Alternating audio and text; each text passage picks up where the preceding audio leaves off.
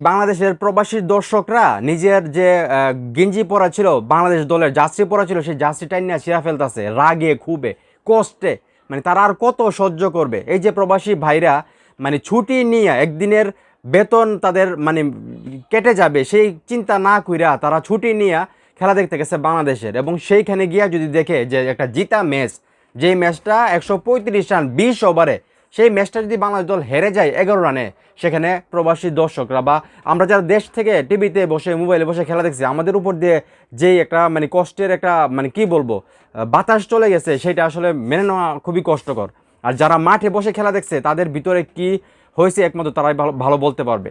তো এখানে কিন্তু অনেকগুলো দর্শক আছে যারা আসলে বাংলাদেশের খেলা দেখে তারা আপসেট, এবং নিজের পরনে যে বাংলাদেশের জার্সিটা ছিল সেটা টেনে ছিঁড়ে ফেলতেছে কষ্টের কারণে। তারা কি করবে?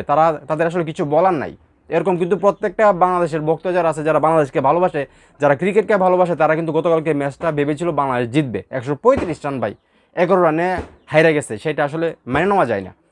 তো এখন এই মুহূর্তে যারা ভিডিও দেখতেছেন, প্রবাসী ভাইরা যে আবেগে যে আসলে বাংলাদেশের যে গেঞ্জিটা পড়েছিল সেটাও ছিঁড়া ফেলতেছে বাংলাদেশের পারফরমেন্স দেখে ক্রিকেটারদের, সেই বিষয়টাকে আপনারা কীভাবে দেখতেছেন সেটা অবশ্যই কমেন্ট করে জানাবেন। আর আপনি যদি আমার এই চ্যানেলে নতুন হয়ে থাকেন, চ্যানেলটা সাবস্ক্রাইব করে আমাকে সাপোর্ট করবেন। ধন্যবাদ।